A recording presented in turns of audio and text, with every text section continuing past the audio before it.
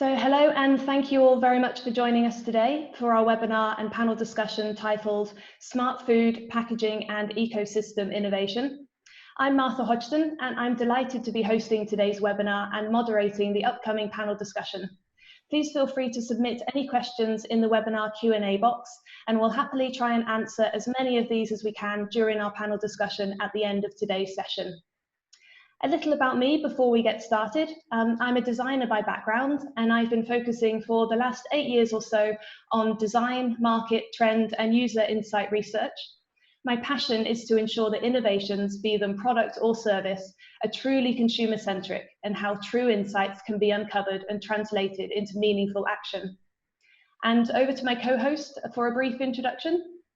Hi, my name's George Bostock. I'm a sustainability lead at Cambridge Design Partnership.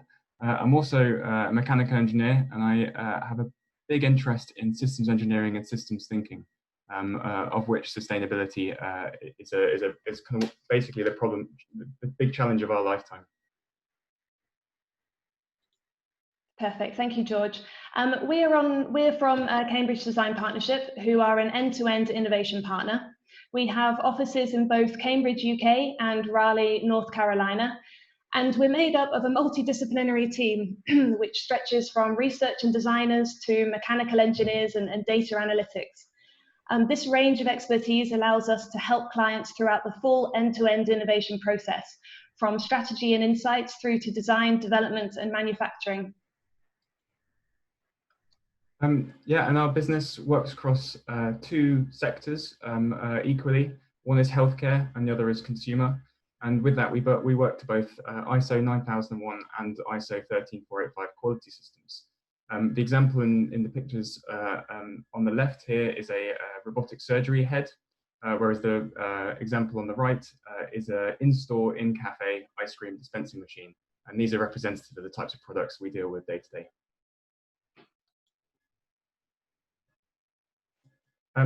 And within healthcare specifically, we design a range of things from drug delivery devices on the left through to surgical instruments top right and diagnostic systems bottom right. The one bottom right being a blood collection device for diagnostic testing. And in the consumer sector, we've designed connected wearable devices, smart packaging, and also complex delivery systems.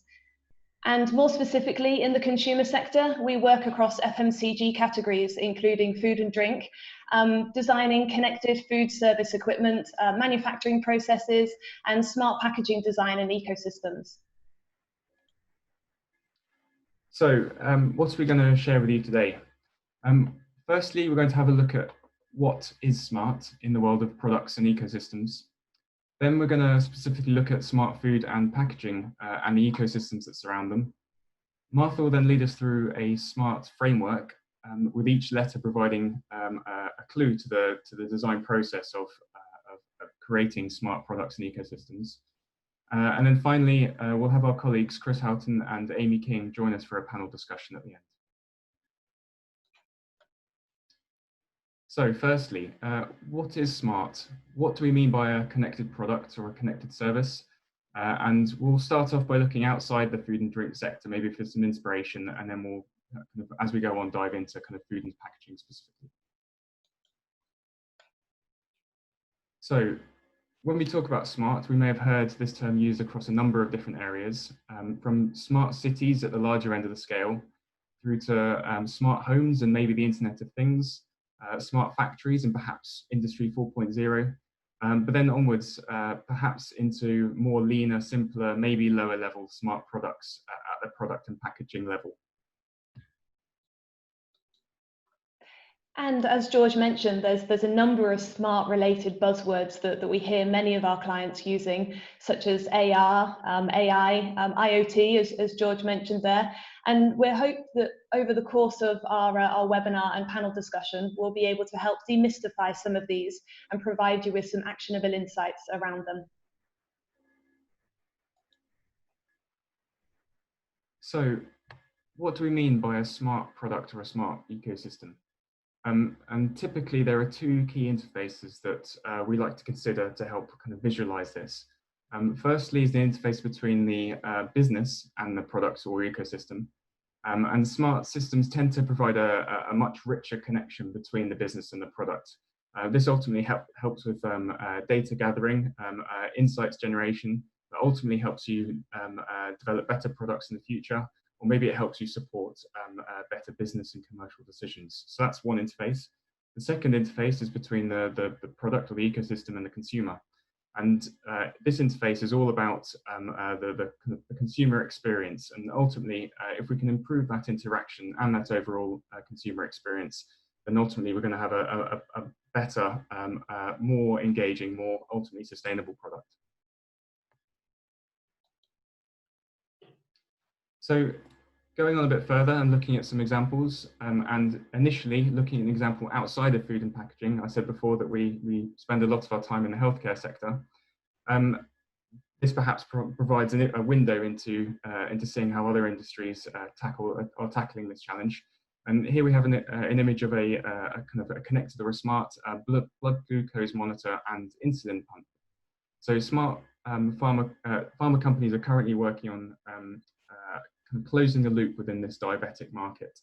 And currently diabetics have to follow a kind of a three-step or a three-product process, whereby they initially have to prick their finger to generate a drop of blood.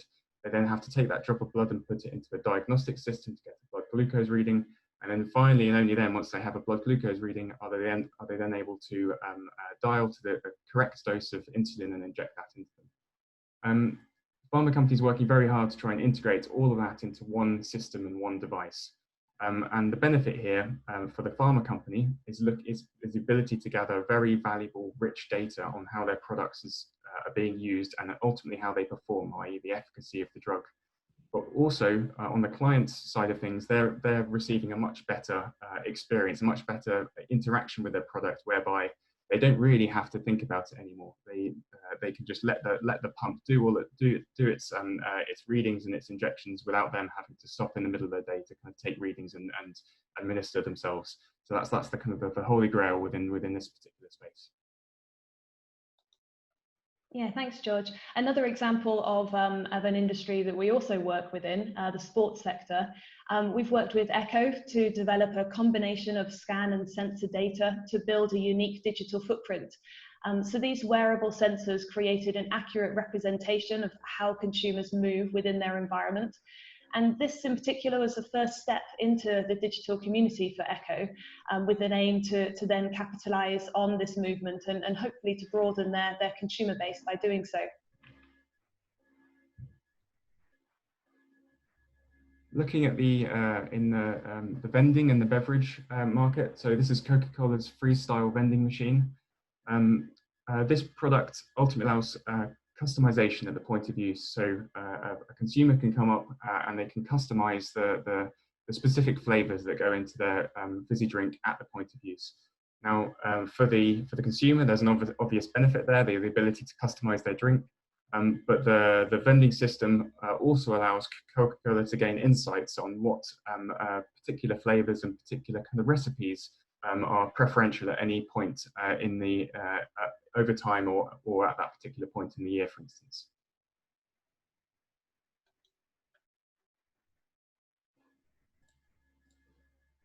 So we now move on into smart food packaging and ecosystems, where we'll dive into perhaps some more specific examples to these industries, and we'll maybe kind of understand what's in there, what the tensions are, and potentially how these smart systems can solve problems that are emerging today. Perfect, thank you, George. So how is smart technology influencing the food industry? Our first two examples shown here are being used firstly in agricultural initiatives. So we've got an example here of drones being used in Bordeaux winemakers or by Bordeaux winemakers to determine the optimal maturity of the domained grapes and thus enabling or allowing them to be harvested at the optimal time, which could well be at different times per plant or per field. And secondly, on the right-hand side here, in the production of new foods and new ingredients, So the example here is by the Cultured Beef Project, which aims to create artificial meat in labs, which really addresses the issues of animal welfare and providing food security and reassurance for consumers. And moving on from growing meat and creating meat into the supply chain that surrounds it, we'll all remember from a few years ago the horse meat scandal that came about within Europe and in the UK. And it wasn't just the supply of meat products. It was also fish as well. Fish is a huge area of concern when it comes to food fraud. And this is where smart systems can play their part. They can provide a means of traceability from plate back to source of where that product has come from and how secure that supply chain ultimately is. One possible example of this is IBM's blockchain. That's just one technology that provides a solution here, but there are many different technologies available. And ultimately, it's all about traceability and minimizing food fraud. So from supply chains or smart supply chains to smart food and packaging. And our next example here is where technology is being used to build consumer trust through storytelling. So many brands have struggled with the negative perceptions that consumers have had around certain foods or ingredients, as George has just mentioned. And while traditional communication channels such as TV, radio, and print adverts can have some impact, smart technology is really helping brands to change the way that they tell their ingredients' provenance story. So this example I'm showing here by McDonald's, they launched a smart packaging trial in Australia, which enabled the ingredients transparency and really brought to life their ingredients provenance story by using a combination of image recognition software and augmented reality.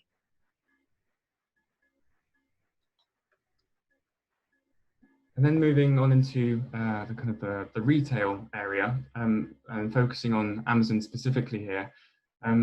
There's two kind of products or services that they've got going on at the moment. One is Amazon Go on the left, which is their new Just Walk Out technology, which is currently being rolled out in the United States, especially on the West Coast.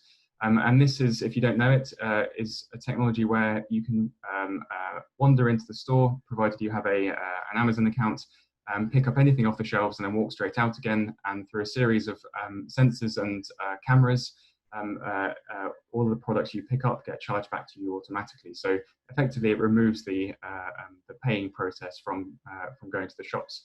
This obviously has huge data potential for Amazon, as it now means that you can the company can analyze those scenarios where you don't actually buy anything, but maybe you pick it up, you have a look at it, you change your mind, you put it back. And that can become part of everyday data acquisition for them in those scenarios. However, looking perhaps a bit kind of more broadly as well, they've obviously also got the hugely popular Amazon Alexa. Obviously, other variants do exist, for instance, through Google or other companies. And here you actually have a scenario now where you're starting to actually make the whole retail space redundant, in that you can now start to create shopping lists in these devices and automatically set up e-commerce kind of deliveries straight to your front door of your products. So yeah, so building those on from George's examples there of almost personalized experiences, wearable technologies and sensors are also enabling more personalized experiences through connected systems. So an example of this is Gatorade's GX system, where they have developed wearable sweat patches with built-in sensors that measure how much sweat and sodium athletes lose during their workouts. This information is then relayed to Gatorade's GX app, which offers them advice on how to refuel and also how to rehydrate. And then taking, I guess, a step back again and looking at the entire through life business model. Once you start to kind of take those steps back and start to kind of change today's kind of systems, you then actually provide new opportunities to put in new products and new solutions. So in this particular case, within the e-commerce market, Loop, one example of, are now starting to look at redesigning product packaging for that e-commerce delivery to your door scenario.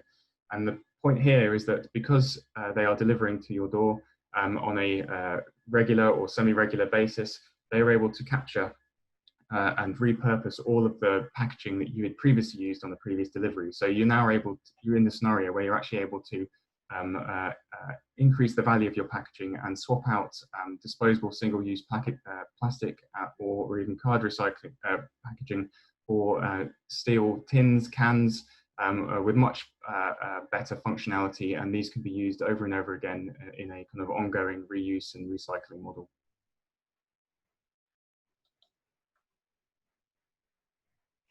So as you can see, there's lots of smart food packaging and ecosystems in play today. But the question that we'd encourage you to ask here is not what you can be doing in this space, but why. Is smart food packaging and or ecosystems the right solution direction for your organization? And as George mentioned, so we've developed 5 key principles to help you answer that question. And to make it easier to remember, we've built them into these 5 principles into the acronym SMART. And I'm going to take us through SMART one letter at a time and bring that to life with a few examples. So our first principle, S, is about understanding, defining and validating the consumer problem a smart solution could solve.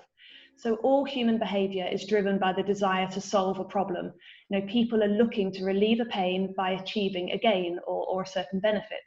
So what is the consumer problem that you are trying to solve with a smart solution? At CDP, we use jobs to be done approach, which is a term coined by the late Clayton Christensen. This approach to understanding problems really helps reposition the focus from what a company is trying to sell to what job a consumer is trying to get done, and therefore the solutions that they need to hire to get that job done.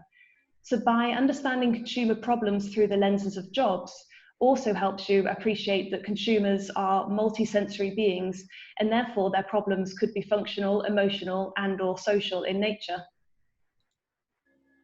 And even in times of disruption, the true value of understanding jobs is shown as true consumer needs are timeless. Now, whilst the prioritization of these needs may shift, our fundamental needs stay the same. That being said, new needs are likely to be created due to the pace and scale of change, which even before this pandemic was faster and greater than ever before. And how these needs are met will be evolving as technology advances around us. So really being able to utilize technology to understand and validate consumer needs is really paramount. And then once we have a problem identified, we have to ask ourselves the question of, are we really solving the problem with maybe some of the concepts that we're coming up with? And even then, are we solving the real problem at hand? So the key to this is going off and validating that particular problem. And in that particular scenario, smart technologies can actually help you undertake that specific job. So at CDP in the past, we have used smart sensor systems that can be discreetly put into kind of everyday kind of packaged products. So on the left, we have a kind of cosmetics product. On the right, we have a shampoo. And by installing the smart systems into these things, we can actually understand in a discrete way how consumers are really using these products, and we can validate the problems that we're looking to try and solve. Brilliant, thank you, George. So the second principle is measures of success. So understanding how today's problems are actually being solved. So measures of success is about providing meaningful solutions and not just using tech for tech's sake. Consumers have conscious and subconscious measurable proof points that they use to measure if their job has been successfully solved by the solution that they've hired. So it's really important to consider what is driving new behaviour and new levels of acceptance amongst consumers. So at CDP, we monitor a number of cross-category trends, which we see are really shaping behaviour, perceptions and expectations. And one example of that, of what success looks like, is convenience, which is largely driven by the trend time poverty. So in a world dominated by technology and longer hours and harder working, consumers really feel that they're not getting enough time quality or quantity. So solutions have to be convenient.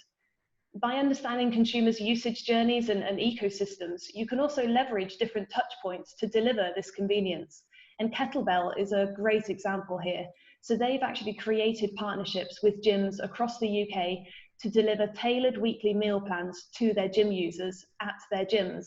So this means their meals are able to be designed with their fitness plan and their fitness goal in mind. And it really helps consumers by reducing those extra trips and the extra temptations at the supermarket themselves. Another key measure of success in the eyes of the consumer is potentially transparency or traceability. Where the product has come from, its origin, its history, its provenance. These all are able to kind of portray a sense of quality to the end consumer. And smart technologies have a role to play in being able to kind of put across this kind of attribute. So the example on the left is a very old but still used technology of a QR code on the underside of the lid of the kind of the egg box there. But if you were to scan that, it gives you a kind of an insight into who the farmer was and where these eggs have come from. On the right is perhaps a kind of a more up-to-date version of this by Digimark. This is effectively a QR code, but kind of hidden from us humans. So to us, we see a box of cereal or a box of pasta, and the image is on there. But to a digital scanner, it sees a series of barcodes. So this can be something you in store you can pick up, and you can kind of get extra data on the product. But what's interesting is this also has uses much further across the life cycle. So it can also be used at the point of disposal and point of sorting within recycling facilities to tell the recycling infrastructure exactly what this piece of packaging is, where it's come from, what materials are in it, and therefore how it should be disposed of. Fantastic. So our third principle is attitudes to innovation. And by this, we're saying be mindful of your users' attitudes and appetite for different innovations. And would a smart solution actually be attractive to them? So this principle is about adapting to your category, to your market, or to your user segment's attitudes to innovation, so you can make sure you're bringing them on an attractive journey. So when we're thinking of connected design, you can make it attractive by understanding consumer rituals and harnessing established behavior. Even in times of social distancing, consumers have a desire for their local cultures, their traditional habits, and their social norms. So if we take the example and the ritual of or the drinking tradition, if you like, of clinking glasses, as shown here in the picture, Budweiser launched a pilot, or they piloted an attractive connected design in a closed environment and offered this novel experience for their consumers. So they delivered, or they developed rather, a simple connected cup technology that mimicked this behavior of clinking glasses, and allowing consumers to instantly send a Facebook friend request to anybody that they clinked glasses with. So whilst this design was successful from a consumer engagement point of view, it was actually unsuccessful from a commercial point of view, as the design wasn't sustainable. Which actually brings us nicely onto our fourth principle, which is around right to play. Whilst these first three principles that I've just walked us through are very much focused around the consumer, and at CDP, we do champion consumer-centered design and starting your innovation journey with the consumer, you also need to decide commercially as a business if you have a right to play when it comes to smart food packaging and ecosystem solutions. So having identified and defined a consumer-led smart opportunity, ensure that you are delivering the baseline expectations of your category first and foremost. So in Kano theory terms, your basic factors or must-be expectations, and ensure that any smart initiatives aren't going to jeopardize this. Baseline expectations can be formally and informally enforced. So we'll touch on enforced baseline expectations first. Every industry has a certain quality regulations and safety standards that they must legally follow. So in the food industry, this will include things like ingredients lists, which now highlight allergies, as well as vegan and vegetarianism and gluten-free messaging, but also alongside things more traditionally like sell-by dates and use-by dates. So we're even seeing low-cost sensors like the one in the top right-hand corner here, and packaging cues being used to help provide consumers with reassurance that their products are meeting these measures. And then another area around right to play is sustainability. So whilst not absolutely and fundamentally a kind of a table stake right now, sustainability is increasingly becoming a baseline expectation for consumers. And this is especially in scenarios where their peers may be seeing them be more or less sustainable. An example being, using the picture here, an example being perhaps purchasing a bottle of water. It might be that, well, as time goes on, we're seeing that people are becoming increasingly conscious about how their purchasing decisions appear to others in public. And people are willing to pay more to put across their best version of themselves. Ultimately, however, convenience is still king, so we still have a big challenge ahead of us from the point of view of sustainability. One other kind of area that's of interest here is the kind of the gap between consumer perception and reality. Consumers may be starting to kind of choose products and steer their choices based on their perception of what is or isn't more or less sustainable, but sometimes there can be a big gap between that and reality. So for all of the products that we're developing and in the creation of smart products, there's a challenge there to kind of close that gap between reality and consumer perception surrounding sustainability. And then taking that a step further, looking at smart materials. Smart materials obviously have a huge role to play within the kind of realm of sustainability. Here are some of the examples in the picture. Top left, we have edible sachets, which were trialed recently in marathons. I think the London Marathon had a few.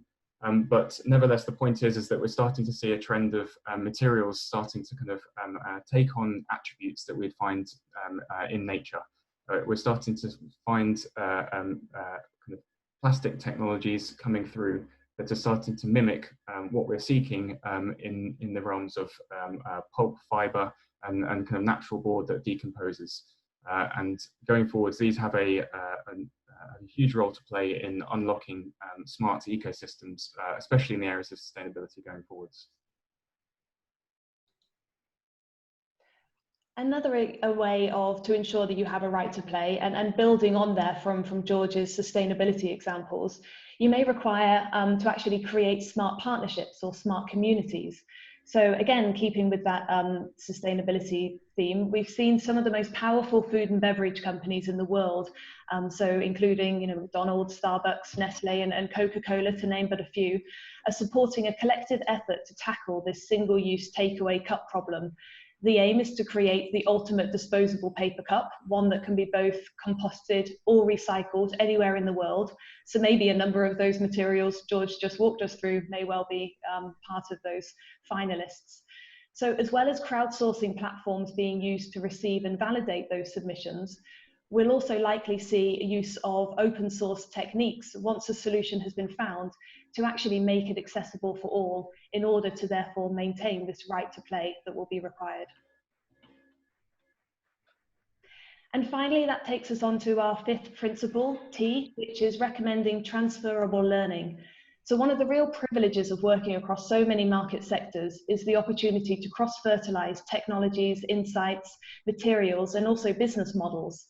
As we all know, innovation isn't linear, so learning from different smart initiatives that have been rolled out, maybe for better or for worse in other categories and industries, provides really valuable stimulus which could be replicated or even open up possible partnership opportunities.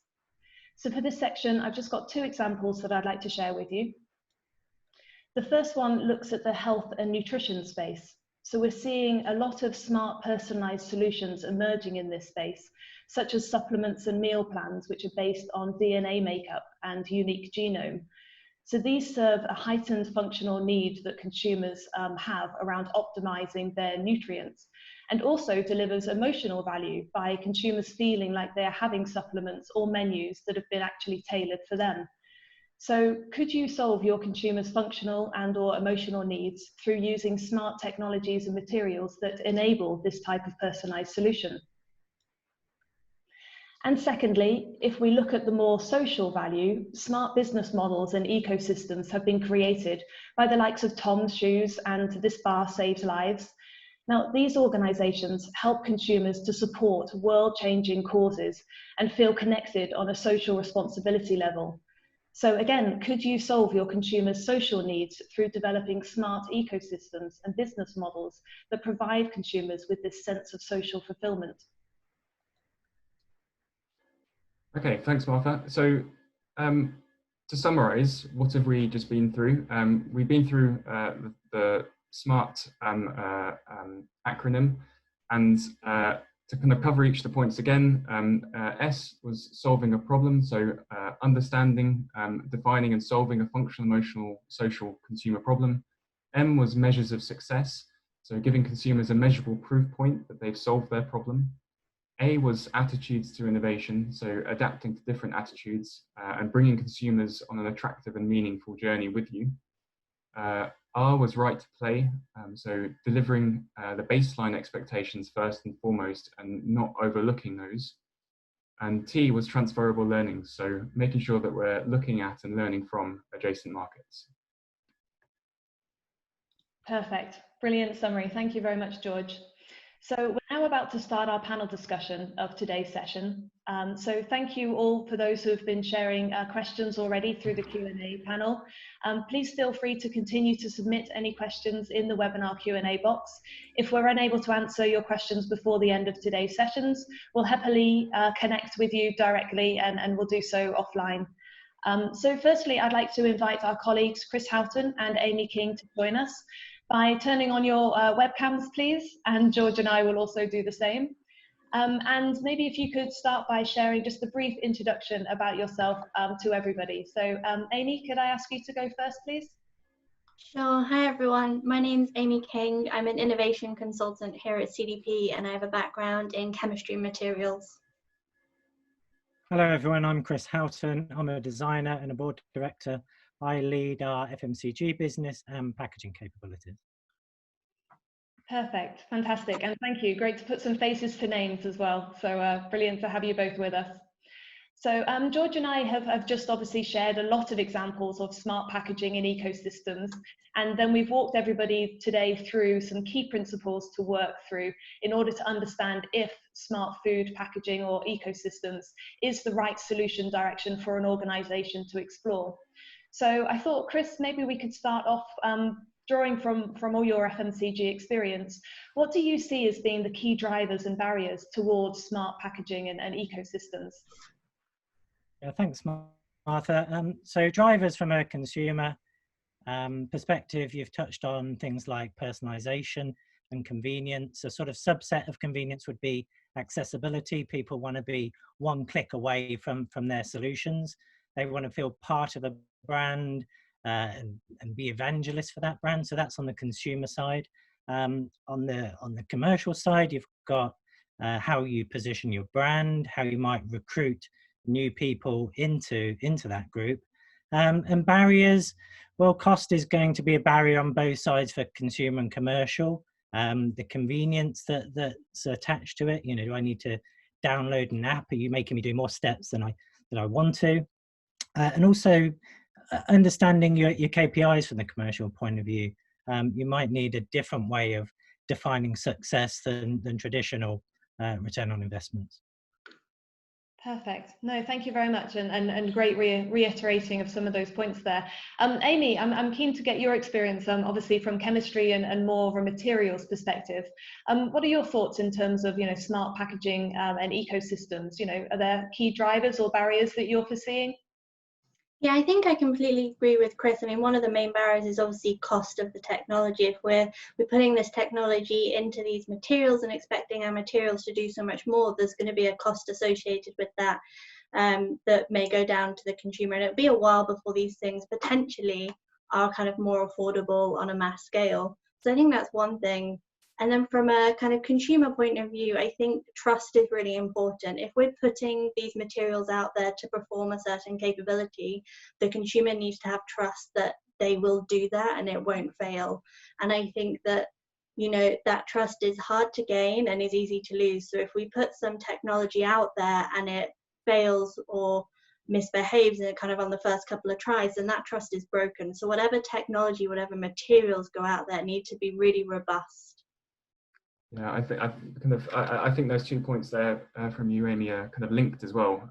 If we take the loop example that I shared earlier on of e-commerce kind of packaging, kind of looking to actually kind of, for instance, start providing your goods, whether it's your ice cream or your vegetables in stainless steel packaging. I mean, that's obviously not cheap, but the point is, I guess, is that you're trying to make it as robust and as durable as possible, such that you kind of reducing waste in the long term and kind of trying to make this material work for you as much as possible. And I think trust is definitely seeing, you know, one of those, as we mentioned, one of those consumer needs that is going to be timeless, but in terms of the level of transparency and the measure of success of that trust is maybe going to change sort of as new initiatives come online and as smart and you know, we start seeing the data side of smart solutions kind of coming more into its own. So any thoughts in terms of sort of that, the whole data side of, you know, being able to reassure consumers of the trust that these smart solutions are providing?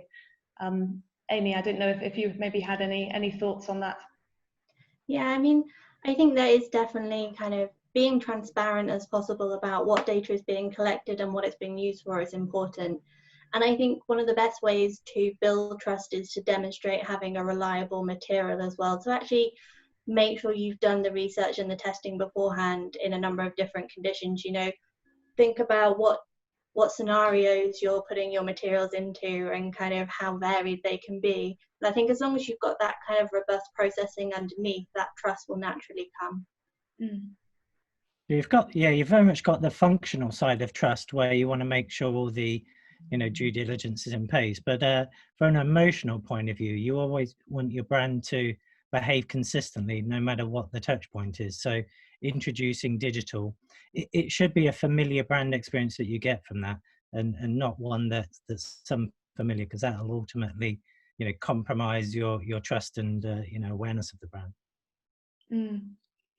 And I guess with trust, as you say, Chris, comes cost, and it is at what cost and at what benefit will consumers be willing to provide that level of data. So I guess it is sort of like an exchange of value in terms of when is a smart solution, when is sharing that data going to be acceptable by consumers. So yeah. I mean, if just jumping in on that one, I mean, if at the very beginning of our presentation, I talked about there being two interfaces, the one between the business and the kind of the system, the ecosystem, whether it's a product or a service or whatever, and the other one between being the consumer, the end consumer in that same ecosystem. And you need elements on both sides. So if a company wants to kind of reap the data on the from the product or service, kind of gain value from this ecosystem, there needs to be an equal trade-off. There needs to be something that you're giving to the consumer for them to kind of, I guess, kind of be happy with that trade. They need to give away their data and to have that element of trust. They need to also feel that actually, hang on, this is a service that I want and I can see this value. So I think having both of those in a balance is quite key, I think. Yeah, that raises an interesting consumer tension, because the more private you are, the less personalized the service that's offered to you, and conversely, the more open you are with your data, the very highly tuned services that can be offered to you. So some people are more sensitive about certain parts of their data than others, and it's the digital revolution that's really prompted things like GDPR regulations coming in, because governments and regulations had to catch up with all the digital pioneers that have entered the market. But it's also an opportunity that provides trust. I mean, these systems being put in place actually kind of help the industry, as far as I'm concerned. It might be annoying to have to go and change all of your kind of privacy settings from a company point of view, but at the end of the day, it's all about building trust and onboarding kind of the society at large, as it were. Brilliant, thank you. We've had a question come in here, Amy, I think might be good for you to kick us off with, around sort of trends and kind of where we're seeing smart materials and data science going. So what are your views on kind of what we're foreseeing coming in the terms of, you know, smart materials and where they're moving to? I know we don't have a crystal ball, but what are your thoughts there in terms of what you're foreseeing? I think that historically we've always kind of gone to the same materials for use both industrially and in consumer products. And I think that's now kind of changing. Consumers are demanding more different types of material to fulfill different roles. And I think as we're seeing that trend in the consumer space of them demanding more of an experience from the products that they buy, the services that they use, I think in some ways that's affecting materials. So it's no longer okay for materials only to fulfill a sole purpose. So if we think of food packaging, historically, you know, that has only been there to form this protective layer during transport and, you know, to convey some small amounts of information to the consumer on what they're buying. But now people are looking for more kind of traceability. So we've seen kind of just digital QR codes and things put onto packaging to kind of enable these types of added insights like traceability and quality control, but also looking towards how the material can provide more function itself. So in terms of, you know, there's a lot of trends around kind of sustainability. So is there a way a material can help tell a consumer how fresh their produce is, and can the packaging and material change as the produce goes from kind of raw to perfectly ripe to overripe? And I think that that's really pushing forwards research into different types of materials. And I think, as we've said before, providing value is really important. So making sure whenever we do make these changes to materials, it needs to be balanced by making sure that the consumer or whoever the end user is actually getting value from what this material is doing. The question also related to, you know, the work we do in the meat-free space. So we do a lot of consumer work, understanding attitudes of vegans and flexitarians and things like this.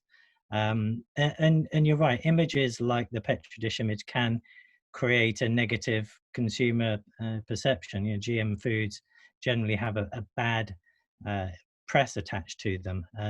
So really part of the insights and innovation job is to understand what story do you position against a new innovative technology that don't create that fear and consumer concern. So yeah, we can see opportunities to reposition technology in a positive consumer context. Yeah, no, thank you, Chris. And George, sort of similar to Amy mentioned there around one of those trends coming in around sustainability. We know we spoke about it earlier in our webinar as being, you know, both a you know, enforced, but almost, you know, formally enforced, but also informally enforced by consumer perception. What are your thoughts in terms of how that's going to impact sort of the future of smart materials and data science?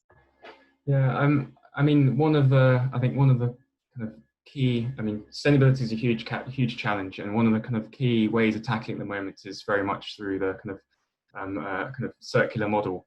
And for that to work and for it to come about, we need to find a way of taking one company's and systems waste and turning it into an input for another company and system. And for me, that's all about joining the dots. So it might be a case that for us to be sustainable in the future, it's going to be less about kind of necessarily product design, but kind of about system design and about kind of communicating and joining dots between companies and between groups. So it could also be a case of just understanding what we have better. So if we've got a material and we're using it and we're creating waste, knowing what that waste stream is and being able to advertise it as such and put some kind of guarantees around what that waste stream is potentially very valuable to someone down the road who might be able to find a use for that waste stream. And we're kind of seeing kind of people really starting to kind of pay attention more to that end of life scenario, whether that's through data systems that help kind of almost kind of provide a marketplace for waste materials so that other companies can reach out to and use, or maybe it's through actually trying to do a lot better at kind of creating better materials out of waste, and that, for instance, could be through, for instance, chemical recycling. We're seeing a lot of kind of press coming through about that at the moment, realizing that kind of, you know, mixed waste streams are kind of very hard to deal with. Mechanical recycling is very hard to do. So there may be a future in kind of chemical recycling instead. Yeah, there's a whole range of kind of things in there, and I think it goes right from the physical through to the kind of the more system and kind of systemic kind of type of problems. Yeah, and I think you touch on a really big point. I mean, I've definitely seen myself kind of this growing trend around beautiful waste from a consumer perspective, and consumers being a bit more acceptable of, you know, the old saying goes, one man's waste is another man's treasure type thing, and how you can put this to secondary use. And I think, you know, there is sort of this changing in perception as the world around us changes and sustainability becomes a bit more on consumers' radar. But I do think that, you know, you've all touched there on terms of this tension point on, you know, when does that single-use plastic that wraps up our cauliflower to protect it during the supermarket become something that I'm willing to do without, versus in these current heightened times of hygiene and safety, they actually become paramount for consumers. So it is having that flexibility of being able to adapt to, you know, what those consumer needs are, what those difficulty in terms of those tension points are kind of, you know, making us bring to life. Yeah, and it's a rapidly changing space. Designing things designing things for a system that's constantly changing, for a context that's constantly changing, it's a hard thing to do, because you need to design it well. You need to latch on to specific user needs that will exist within a system, within a context for that particular person, those particular users. And if their priorities are changing day by day because of things like COVID, for instance, then it's hard to kind of work out how those priorities are going to stack up against each other for those consumers. And then on top of that, you've got a lot of the products we're talking about within the food and drink space are the commodity products to a greater or lesser extent. These are things that you use once, twice, 3 times a day maybe, and so they're part of your everyday routines, your habits, and breaking through those and changing those is a challenging venture. So you also have to kind of, what I'm saying is you really have to understand your consumer and your consumer's needs, and the context within which they sit, to be able to know you've got the right problem and you're on to kind of half a chance of trying to solve it.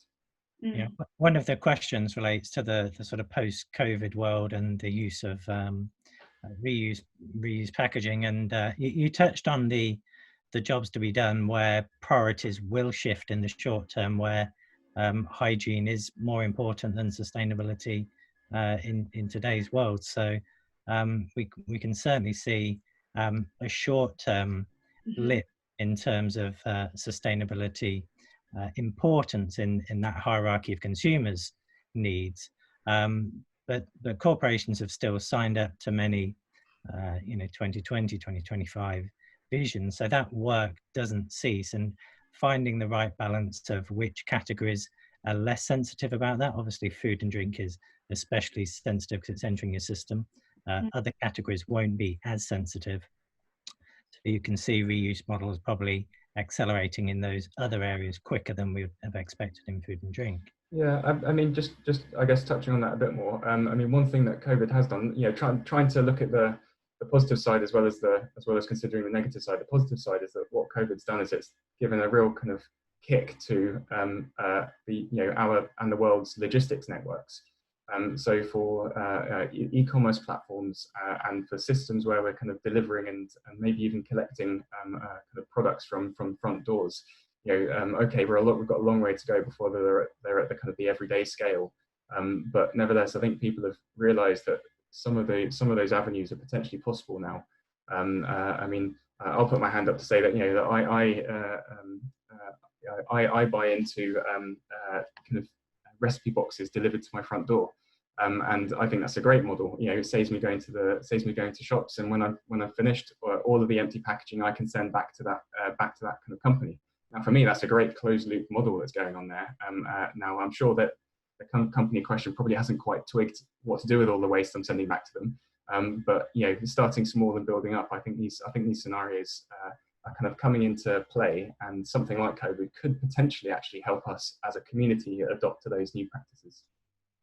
Yeah, and reuse can also help enable cost savings, which it's tough times for many people out there. So if the reuse model helps enable, competitive pricing, I can certainly see that being, something that's increasingly important. Sorry, Amy, you go. I really like the way that George was talking about how positive changes have maybe come out of this situation. And I think one of them that I've noticed is that previously we were very black and white with, what was sustainable, what was not, what was good packaging, what was not. And I think as we mentioned before, there's very different between commodity products and more kind of industrialized solutions. And from a materials point of view, there are some really amazingly highly engineered materials that have been saving people's lives in hospitals. Things that, you know, are made of classically negative, bad materials, if you, you know, read the news and that kind of thing. And one of the things that I think will come out of this is maybe more of a kind of viewpoint where materials have a place for different applications, and it's not as easy as this one's good and this one's bad. Yeah, I mean, just building on that, you know, I think it's easy to kind of get trapped in a world where we consider a product to be sustainable or not, whereas it's never really the product that's sustainable. It's the system within that product, within which that product sits, that's sustainable or not. So you know, a plastic bottle on one day could be actually sustainable, and on another day it's not. So yeah, I think that Amy's kind of spot on there. Mm. And I think to your point there, George, I think, you know, in terms of what we're seeing is there has been a rapid acceleration of existing systems. So the natural progression and the natural adoption that it may have taken consumers on a normal trajectory level of how these changes sort of become mainstream has been accelerated, you know, fourfold, if you like. I think we've been seeing that, you know, e-commerce platforms that have been, you know, tapped into by maybe the early adopters have suddenly become mainstream, and more have accepted them and are trialing them within the last 45 days, which may have actually taken a bit of a longer time to see that change. So I think to your point as well, Chris, you know, where people have been sort of investing on a lot of plans for their 2025 vision around sustainability, I think particularly within the food and drink industry, you know, there's a physicality that's not going to go away from food and drink, and there's going to be a role of as Amy said, the right materials coming in to play the right role at the right time, because I think the systems and the infrastructures are there. They're just accelerating now in terms of their, you know, their adoption rates, and it's a case of everything building momentum and revealing its shades of grey rather than it just being that black and white world, as you beautifully put there, Amy. So yeah. I think to that, I would be really keen to just talk a little bit about these smart technologies that are sort of supporting these sustainable or these ecosystems. So, so George, I mean, you know, obviously sort of focusing a lot in that sustainability space. Where are you seeing kind of the smart technologies being focused on and evolving to kind of shape the future? So probably a few have already been mentioned, but I mean, I'm very interested in chemical recycling at the moment as a means to kind of deal with waste. But perhaps kind of moving on from that, I mean, one of the things that we had been we were noticing just prior to kind of COVID starting, but I imagine it's still kind of running ahead at quite a canter, was actually kind of quite a bit of consolidation within the market to specific materials, and with that comes all of the technologies to help support that. So if I take, for example, the kind of the water bottle market, we're seeing a big consolidation to PET within that space, and you know, actively a number of clients are starting to kind of almost default to that material because they know it's increasingly likely down the road to have a market value as a waste stream and a route of recycling and reuse. We're actually starting to see a huge number of partnerships from big companies, whether, you know, big FMCG groups with kind of material providers to kind of actually get and kickstart that kind of maybe not closed loop, but nevertheless kind of return system in place from a waste stream circular model in place. So there's a huge amount of technology that just goes into the processing of that type of system, whether that's a kind of end-of-life mechanical sorting facilities through to reforming and you know, from a design point of view, I'm a mechanical designer. You know, I'm now in a world where I've got to go and find information materials data on rPET rather than PET, and I've got to be happy designing, be happy with the nuances of designing with a waste stream input rather than a virgin material. And you know, as time goes on, actually those differences get smaller and smaller, but it's just something to be conscious of. Mm. Yeah, no, that's a fantastic one, and I'm keen to hear sort of Amy's view as well on the future. So George mentioned there around sort of chemical recycling as being sort of a big topic that he's particularly keen on. Obviously, with your chemistry background, you know, do you think that we're going to need to have high tech, a large amount or progression within smart technologies to support these sustainable ecosystems, or do we actually, you know, can we do it on a low tech or a no tech option? What's your views there? I think we definitely need innovation and kind of moving forward in the technologies to enable this. Whether that's a high tech or a low tech option kind of depends on the process. But thinking about the kind of waste stream and the chemical recycling of these materials, you know, we've got all these sustainable materials that are touted as being biodegradable or compostable, but often that's only with kind of chemical assistance. So if you artificially increase the pressure during the process of decomposing that material. And I think that's something that consumers aren't always aware of. They think, you know, if you leave something compostable out in your garden, it'll disappear. But actually, it needs kind of that chemical process around it to help it. And, you know, a lot of these are kind of low tech options once they're setting up. It's just understanding the processes that enable them. And obviously, as we get more and more materials, then we're going to need more and more slightly different chemical processes to enable each of these individual materials to break down. And so I think this kind of corresponds to the point George was making about this consolidation of the market into a few materials. You know, we have a really big waste disposal problem with a lot of mixed recyclables that are often difficult to separate out. And one of that is with consumers not knowing how to separate them out or what their material is. And one is with having all the different processes to effectively recycle or treat in an end-of-life manner these different materials. So I think moving forward, there is a lot of innovation in that space, and hopefully some consolidation will really help a few methods and processes to really take hold and to develop into this ecosystem. Perfect. No, brilliant. Thank you ever so much. And just mindful, we're kind of entering into the last 2 or 3 minutes of our time together this afternoon. So Chris, maybe if we can go back to full loop and come back to where we started. I wonder if you could maybe provide us with some closing thoughts on these conditions for smart ecosystems. You know, what will it take for a smart ecosystem to be a success? Yeah, I'll keep it short. So I think consumer relevance, convenience, you know, is it the right benefit, the right value? From the brand point of view, it needs to have the right fit, the right personality, the right experience. On the business side, you need the right KPIs. How are you measuring success? You know, what's the return on investment ultimately? Technology, is it the low tech, high tech? Doesn't matter. Is it sort of neutral to the supply chain? You don't have to change manufacturing, and you know, huge investments on that side. And sustainability, we mentioned, you know, certainly being neutral or positive is going to stand people in good stead for the future. Fantastic. No, that's brilliant. Fantastic closing thoughts as well. And I just really want to call it a day there, really. And thank you all very much who've joined us this afternoon. And for those of you who have submitted questions, I think we managed to cover most of them in our discussion. But if we didn't, then we will definitely be in touch with you to answer that offline. If you would like to continue talking about anything smart, here are our email addresses. Please do contact any one of us via the email address shown, so info@cambridge-design.com. But for now, on behalf of my CDP colleagues, so of Chris, George, Amy, and myself, thank you all very much for joining us this afternoon. We hope you enjoy the rest of your day, and we really look forward to hearing from you. So thank you again, and goodbye for now.